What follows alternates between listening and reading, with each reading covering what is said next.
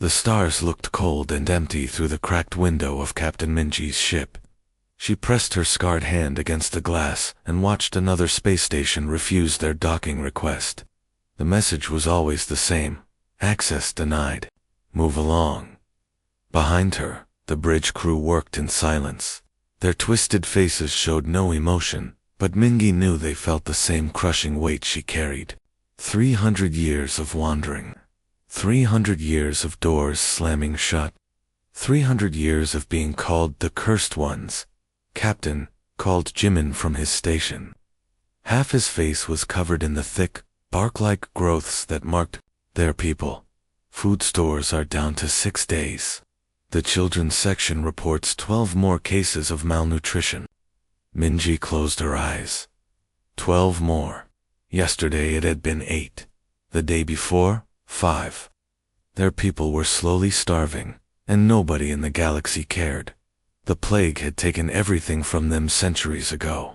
It killed most of their world, but those who survived changed. Their skin grew thick and mottled, their bones twisted. Their faces became something that made other species look away in horror. The doctors said it wasn't catching anymore. The scientists proved it over and over. But fear doesn't listen to facts. How many ships in the fleet are still running? Minji asked. 47 out of 62, Jimin replied. The Hope's End lost power yesterday. We're towing her now. The last Dawn needs engine parts we can't afford.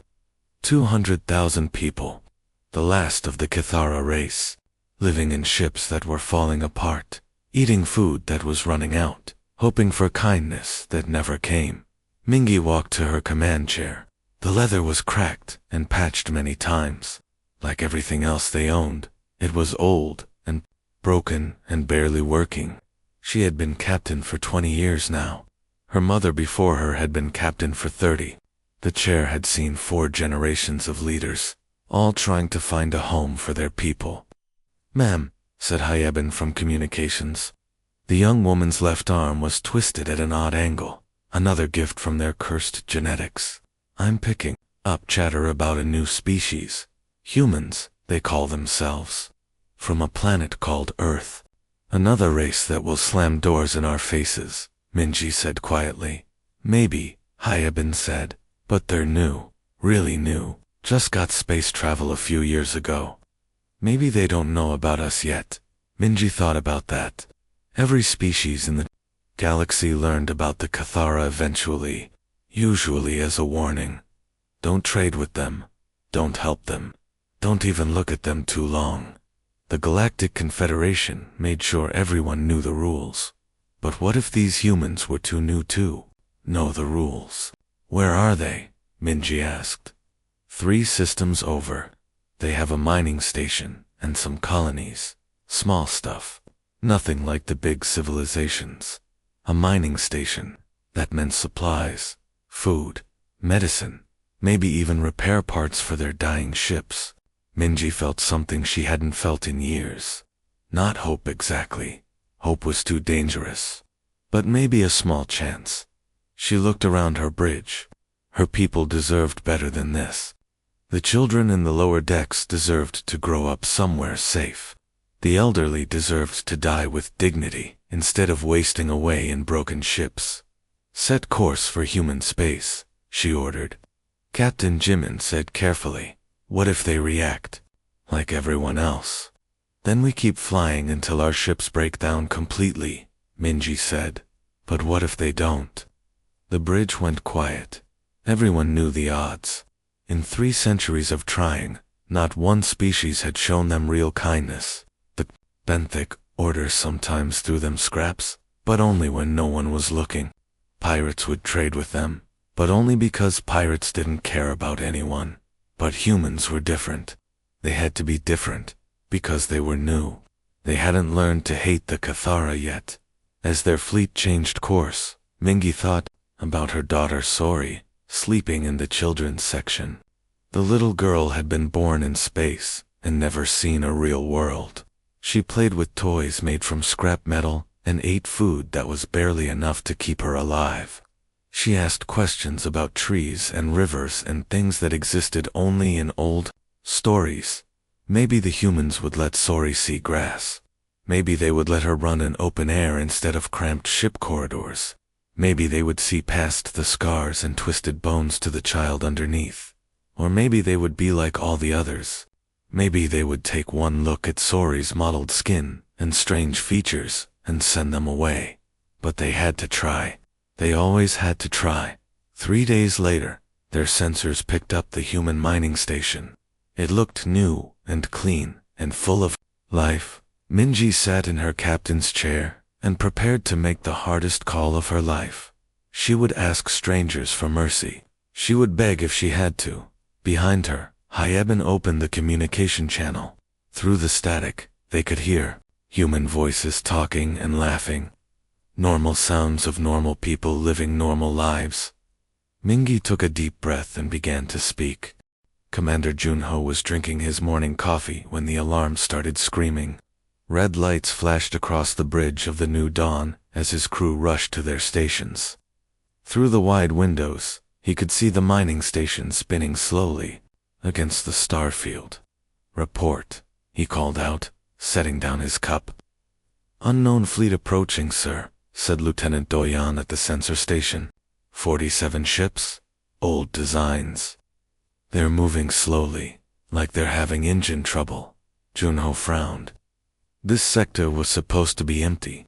The mining station was humanity's newest project, far from the busy trade routes. Any identification? Signals.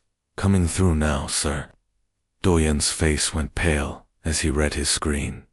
They're calling themselves Kithara, and sir, ... they're asking for help. Before Junho could respond, the communication screen flickered to life. The face that appeared made several crew members gasp out loud. The being's skin looked like tree bark, thick and cracked and brown. One eye sat higher than the other. Twisted growths covered half her face. She looked like something from a nightmare, but her voice was soft and tired. "Human vessel, this is Captain Minji of the Kithara fleet. We ask permission to dock. We need food and medicine. Our children are dying." The bridge went silent. Junho stared at the alien face, trying to process what he was seeing. The creature looked horrible, but there was something in her eyes. Sadness. Desperation.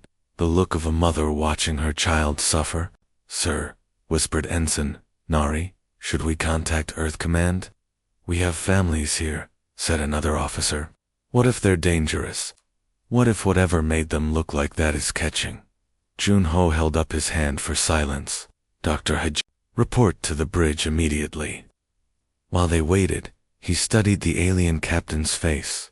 Despite the twisted features, he could read her expressions. Hope mixed with fear, the look of someone who had been turned away many times before. Dr. Hyjin arrived 3 minutes later, still wearing her lab coat.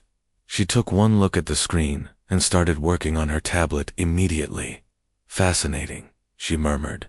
"The bone structure suggests significant genetic modification. The skin changes appear to be adaptive responses to environmental stress." Dr. Junho said firmly, "Are they dangerous to us?" Hyjin ran several scans through the communication link. "The modifications are clearly old. Generations old. This isn't a disease, Commander. It's evolution. Their ancestors survived something terrible, and their bodies adapted. But there's no sign of active pathogens. They're not contagious." On the screen, Captain Minji waited. Her twisted hands were folded in her lap, and Junho could see her trying not to show how much this meant to her. "Captain Minji," he said slowly, "we need a few minutes to prepare. But yes, you have permission to dock."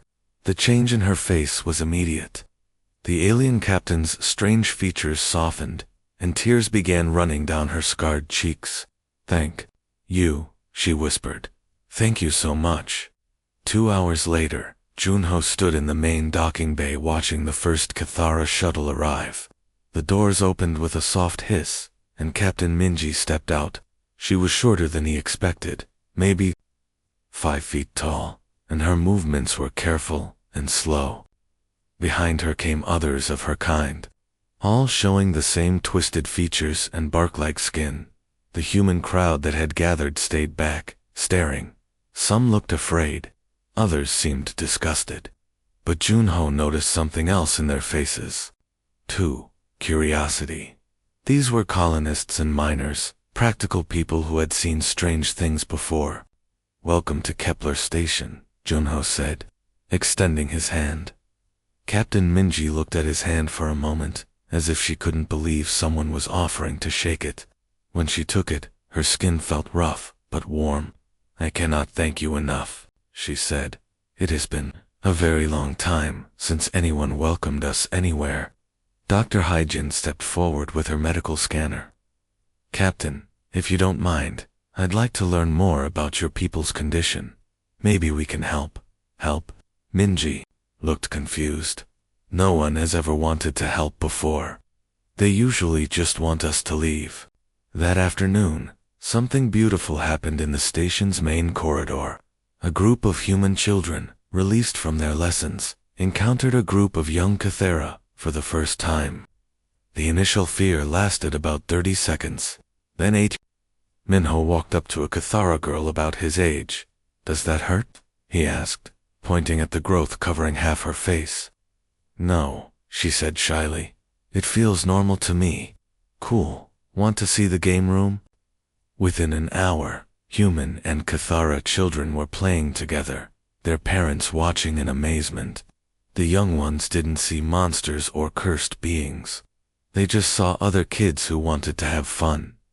That evening, Junho found himself in the station's small restaurant, sharing a meal with Captain Mingi. She ate slowly, as if she couldn't believe the food was real. "How long has it been?" he asked gently. 300 years, she replied. "Since the plague changed us, since we became something the galaxy couldn't look at." Junho thought about Earth's history, about all the times humans had turned away from those who were different, about the mistakes they had made and the lessons they had learned. "Not anymore," he said simply.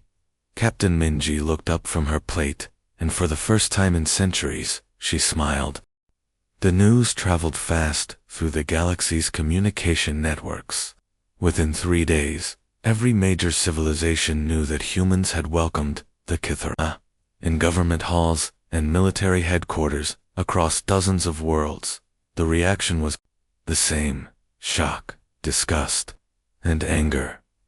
Ambassador Sujin stood in the Grand Chamber of the Galactic Council, surrounded by representatives from 43 different species. Above her, holographic displays showed the evidence: human ships docked next to Cathara vessels, human children playing with the cursed ones, human doctors treating the plague-touched. "This cannot continue," declared General Kato of the Zephyr Hegemony. His blue-scaled face showed pure hatred as he gestured at the images. "For centuries, every civilized species has understood the rules. The Cathara are to be avoided. They bring nothing but contamination and death." Sujin kept her voice calm and steady. "Respected General, our medical teams have confirmed what Cathara scientists have said for 300 years. Their condition is genetic adaptation, not disease.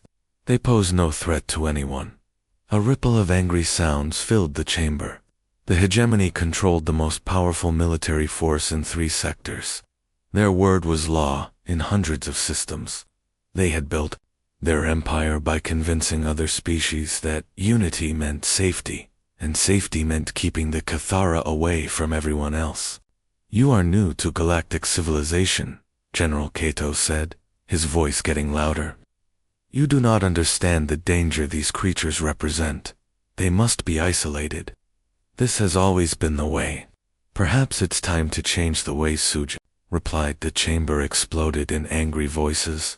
Representatives shouted at each other in dozens of languages. General Kato's eyes narrowed to thin slits as he stared at the human ambassador. "Earth has 1 week to cut all contact with the plague carriers," he announced.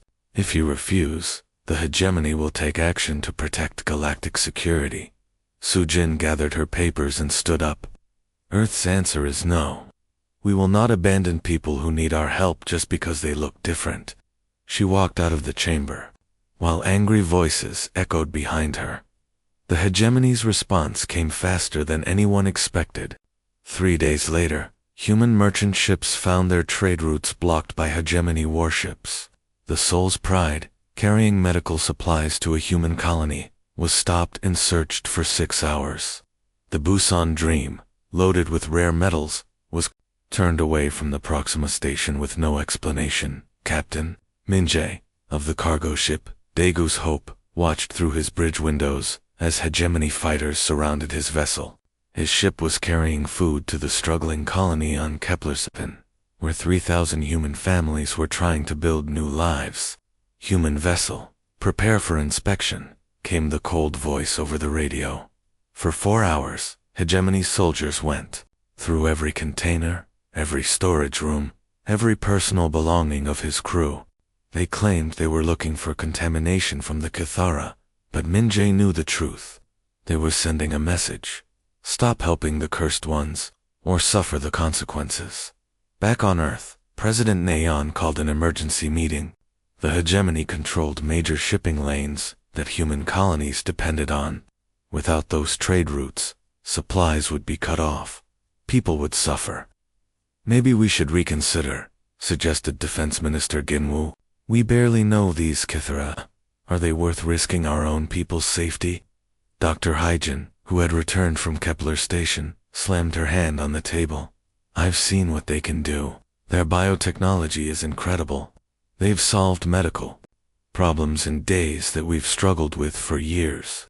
The Yangzan colony's crop plague, gone.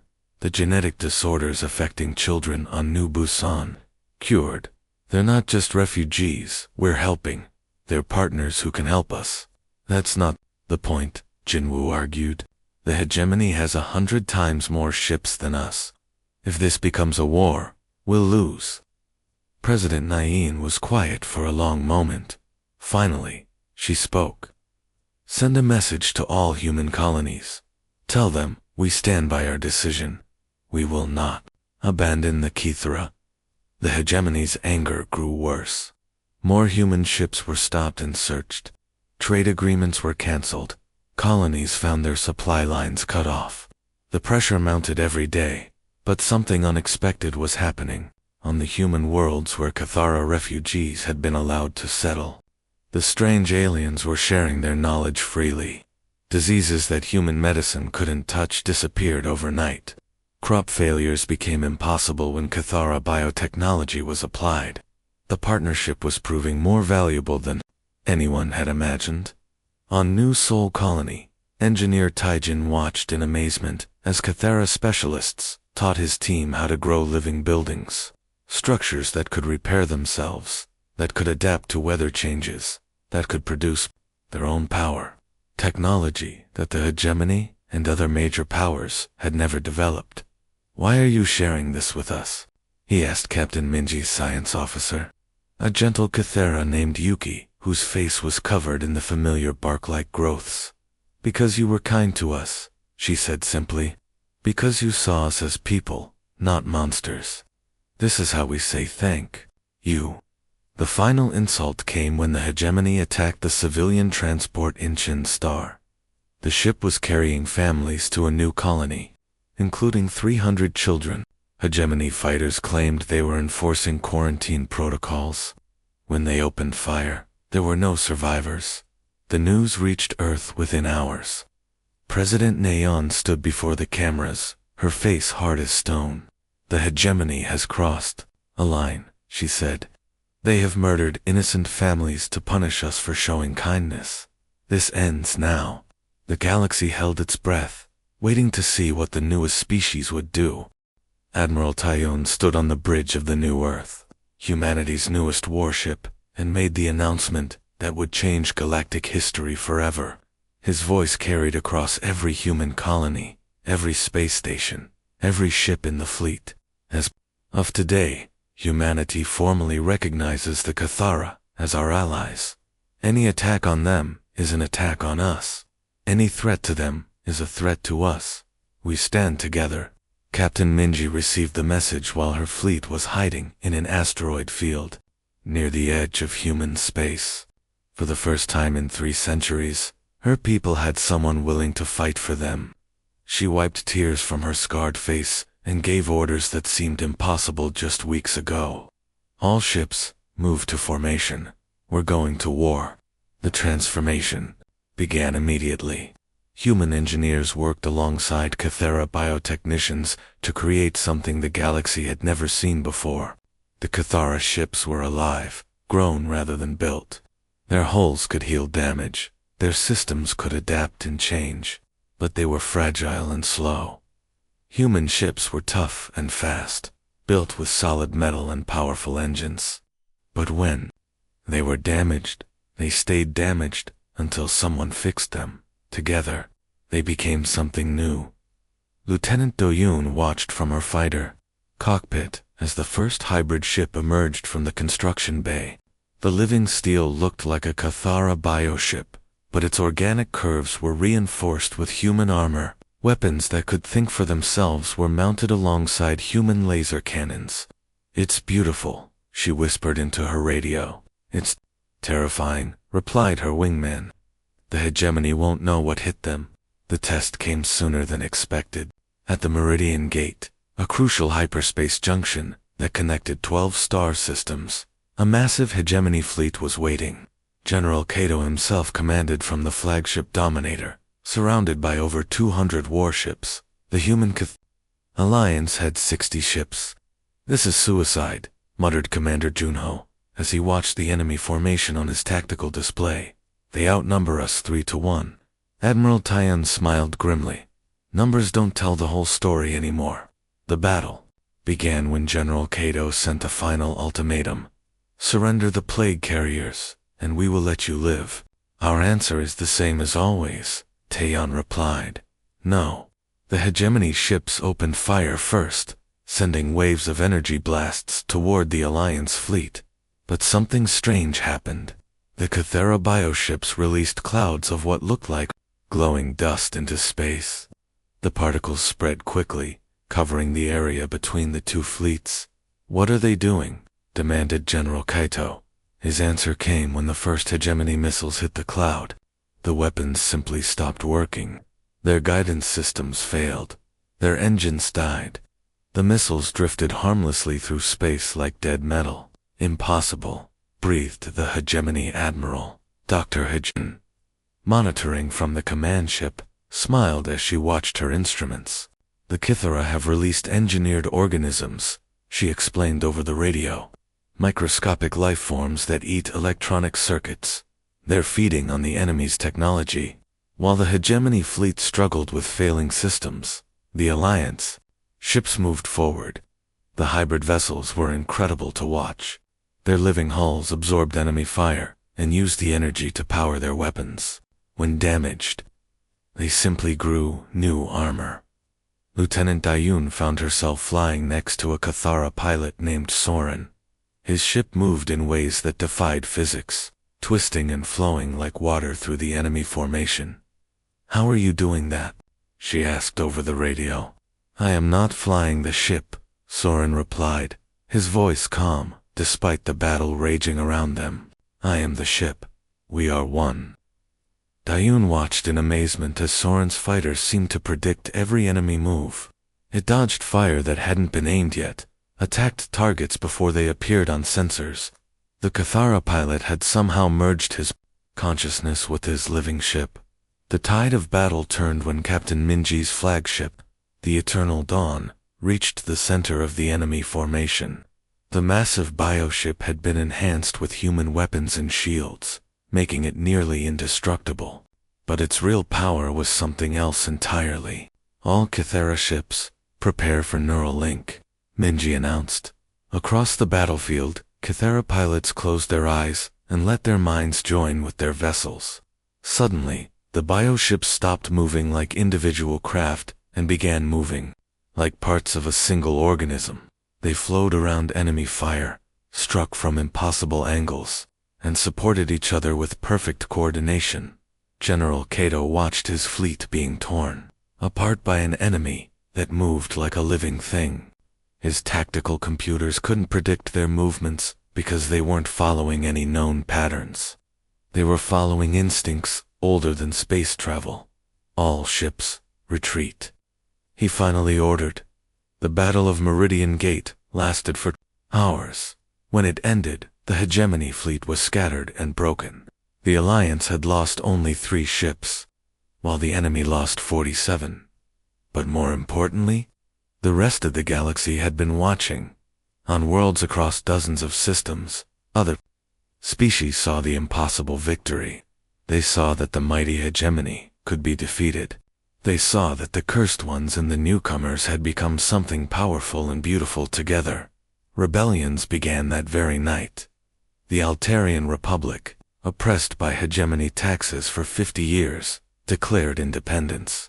The Nexus Collective, a group of artificial intelligences, began providing secret support to Alliance forces. The wandering clans, nomads who had been pushed out of their traditional territories, offered their ships and pilots.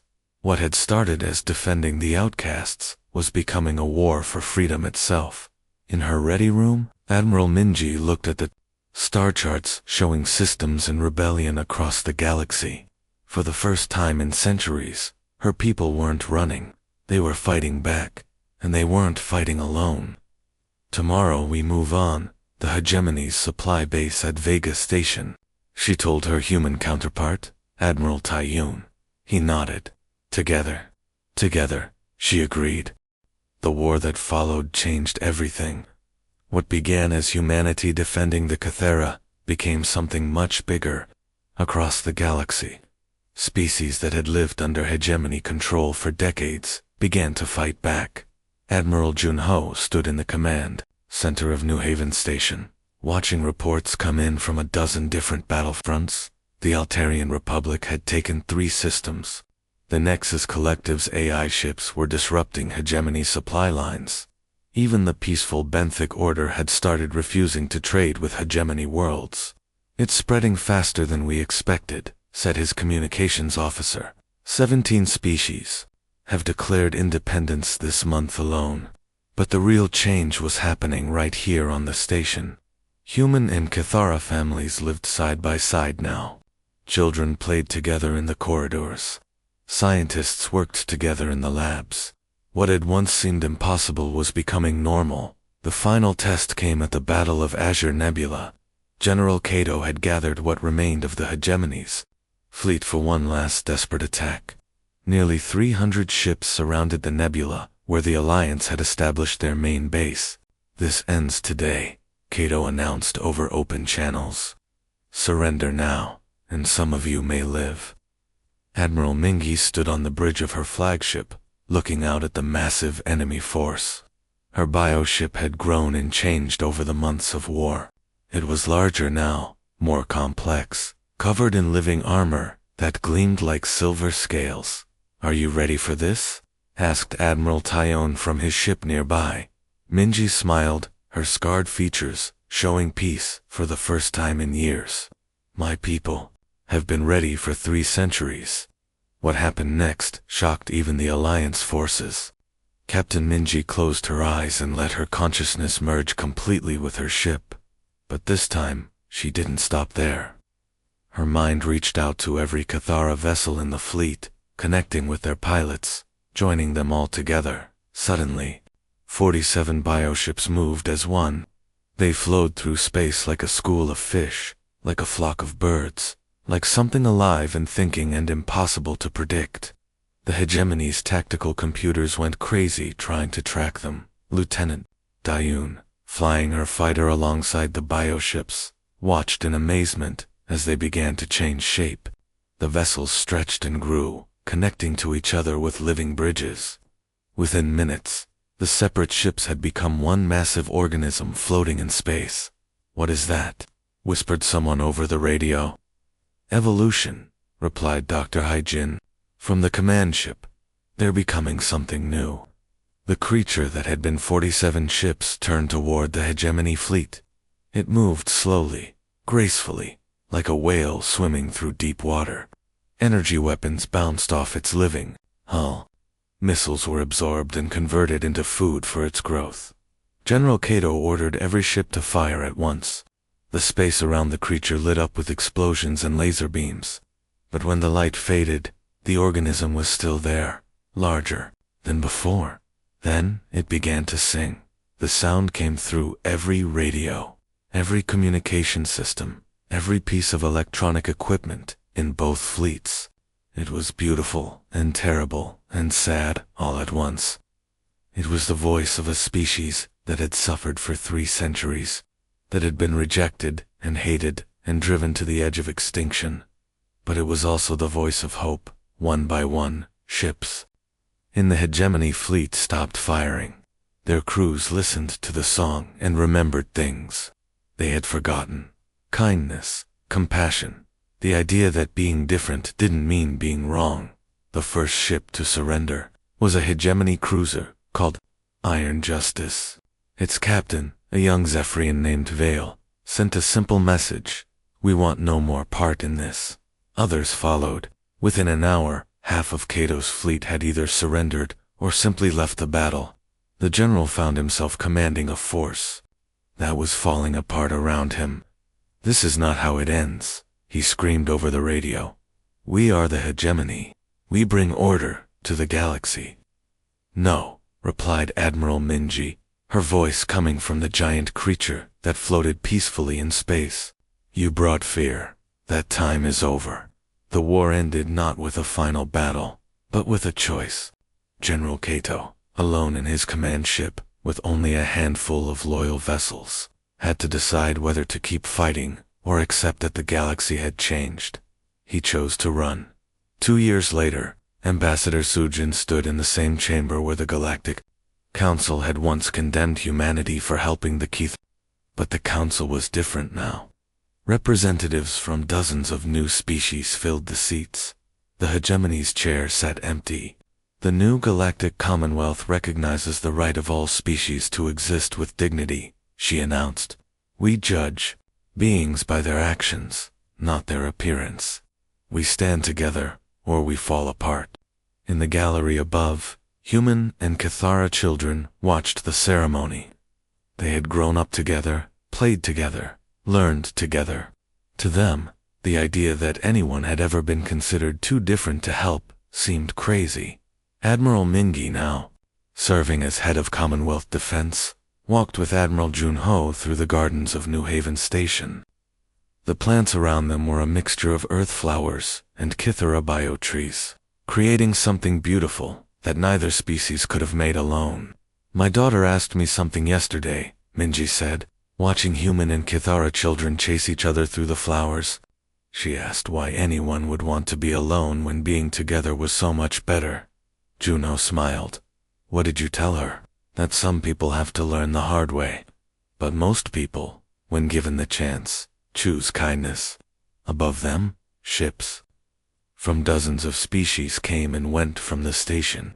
The galaxy was still healing from centuries of fear and hatred, but it was healing together.